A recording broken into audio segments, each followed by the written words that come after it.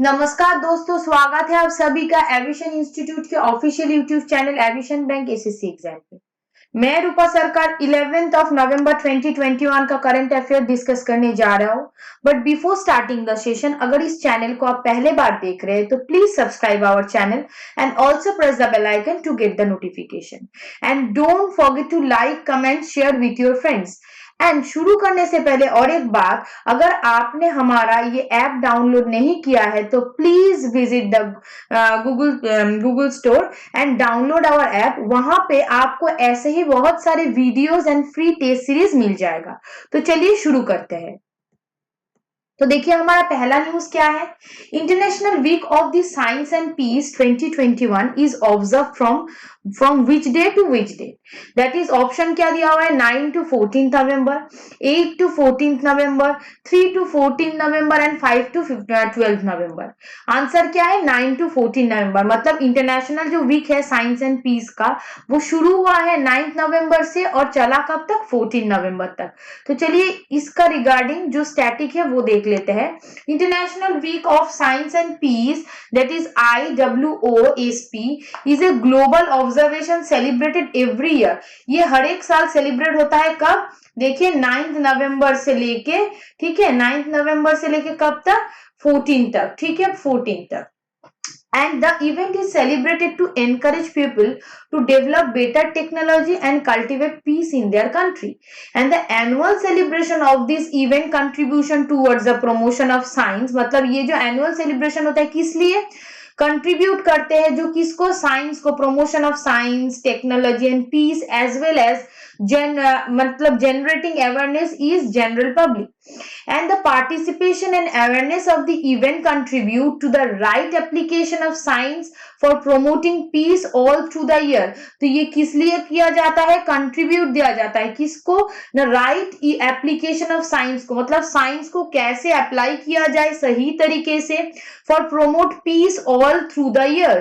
and the international week for the science and peace was first observed, कब first observe हुआ था, देखिए 1986 को, ठीक है 1986, and the event was quite successful। Keeping in the view the success and the impact of this event, the celebrate started to take place continuously by effort to the organization of this successful year.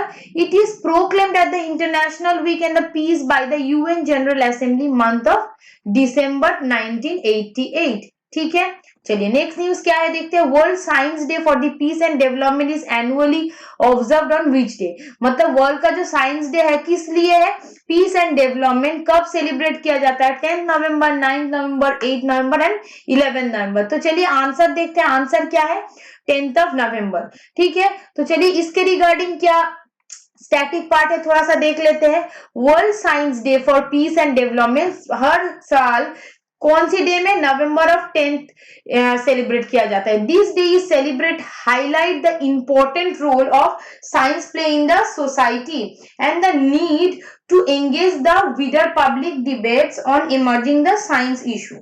अब देखिए जो 2020 year का marks 20th edition of science day है, मतलब ये 20th edition है।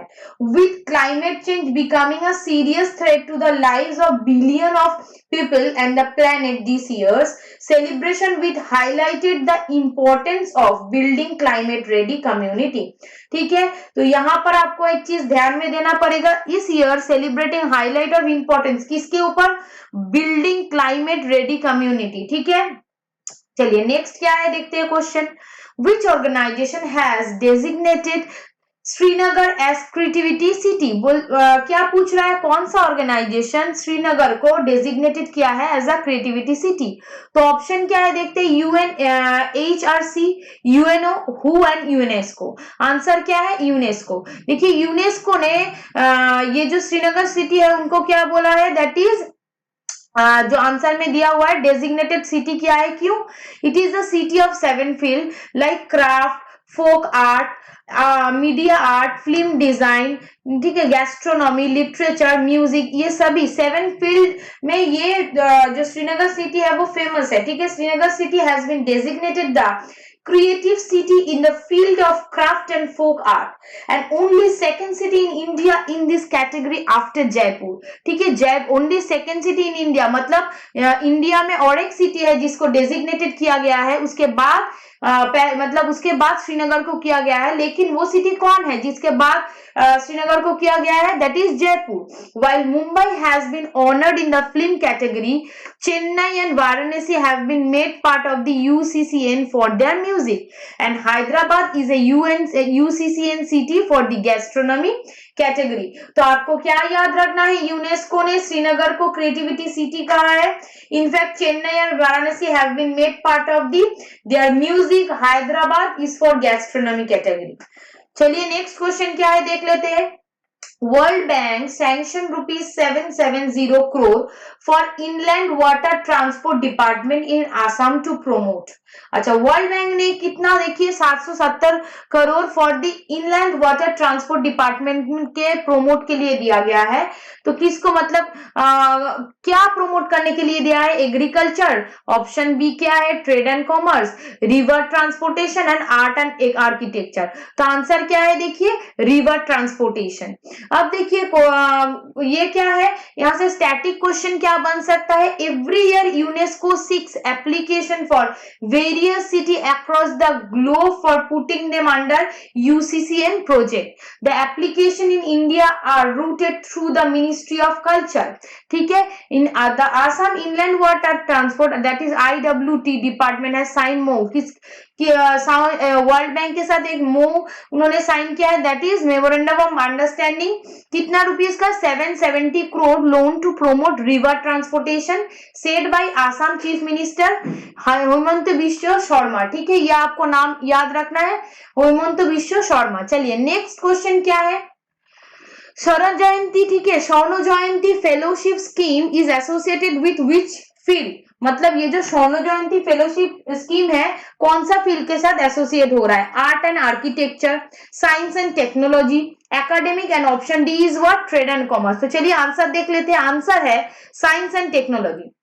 अब देखिए, under this scheme selected number of young scientist with proven track record the provided social assistant and support to enable them to pursue basic research in frontier areas of the science and technology.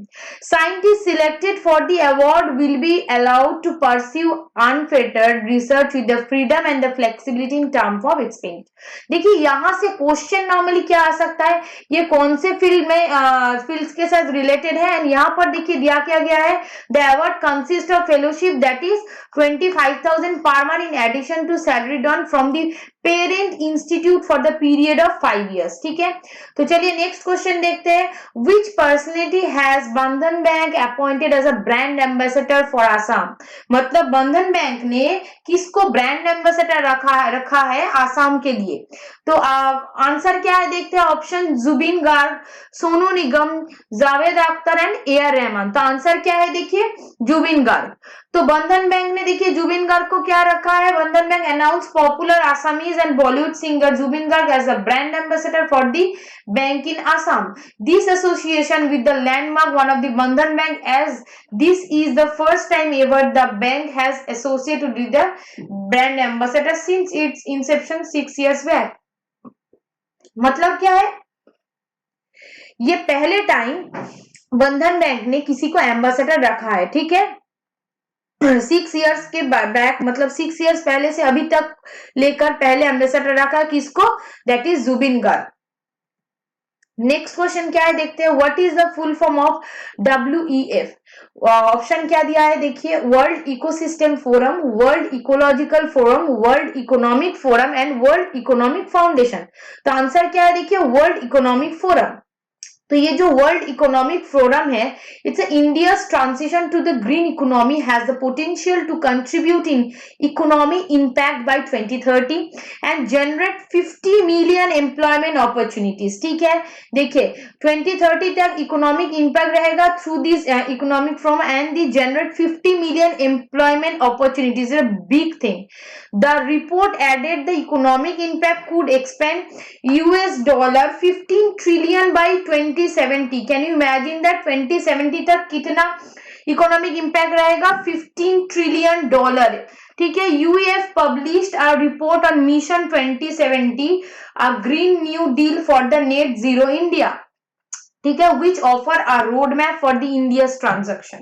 It will contribute India's 4 cross sector enables. There are 5 pillars, that is agriculture. ठीक है, agriculture के ऊपर focus दिया जाएगा, energy, mobility, industry and cities that contribute 90% of the countries emission. ठीक है, तो चलिए नेक्स्ट क्वेश्चन क्या है देखते हैं। Recently which country has launch epsilon small rocket carrying 9 satellite.